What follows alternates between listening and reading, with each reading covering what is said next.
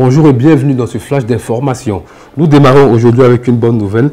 Lors des rendez-vous du gouvernement, le ministre des Mines, du Pétrole et de l'Énergie, Mamadou Sangafoua Coulibaly, a annoncé que les prochaines factures d'électricité devraient baisser en raison de la fin de la période de chaleur, réduisant ainsi l'utilisation des appareils de rafraîchissement, climatiseurs et ventilateurs.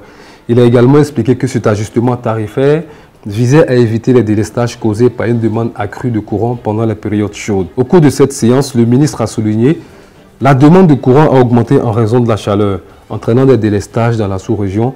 Nous avons ajusté les prix pour maintenir l'équilibre entre l'offre et la demande et éviter des coupures d'électricité à nos citoyens.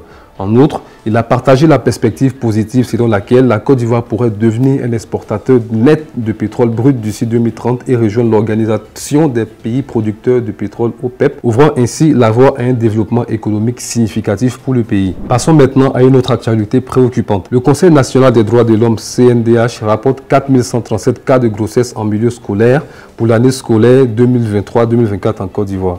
Cette situation alarmante met en lumière une problématique sociale urgente nécessitant des actions de prévention et de sensibilisation. Dans un autre registre, des marchands de bétail ont présenté leurs excuses à l'État de Côte d'Ivoire suite aux incidents survenus à l'abattoir de Port-Boué.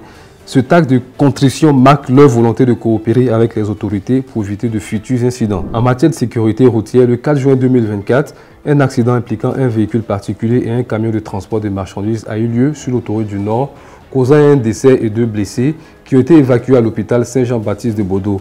Un montant de 150 millions de francs CFA a été découvert dans les véhicules accidentés et remis aux autorités compétentes. Passons à la scène internationale. Sergueï Lavrov a terminé sa tournée africaine au Tchad, critiquant l'Occident et soulignant un possible rapprochement avec N'Djamena au détriment de la France. Cette visite marque la fin d'une série de déplacements en République de Guinée, au Congo et au Burkina Faso, visant à renforcer les liens entre la Russie et les pays africains. Sur le front social, le syndicat des banques et assurances du Mali a décrété une grève du 6 au 8 juin suite à l'arrestation d'un syndicaliste. Cette action perturbera les services financiers dans tout le pays, reflétant une tension croissante entre les syndicats et le gouvernement. Malheureusement, la menace terroriste persiste. 7 soldats béninois ont été tués dans une embuscade terroriste à Tanguieta, dans le nord du Bénin.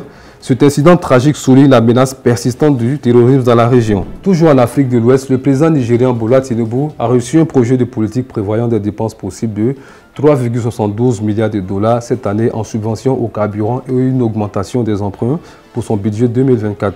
Cette proposition vise à stabiliser les prix du carburant tout en augmentant les ressources pour les dépenses publiques. Pour terminer sur une note sportive, les éléphants de Côte d'Ivoire se préparent activement pour les éliminatoires du Mondial 2026. Le sélectionneur Faye Emers et le joueur Franck Kessié ont exprimé leur détermination à gagner les prochains matchs, notamment contre le Gabon, afin de se qualifier pour le tournoi. Ils ont souligné l'importance de l'engagement des joueurs et du soutien des supporters pour réussir. Merci de votre attention et à bientôt pour un nouveau flash d'actualité sur Aminata 24 TV.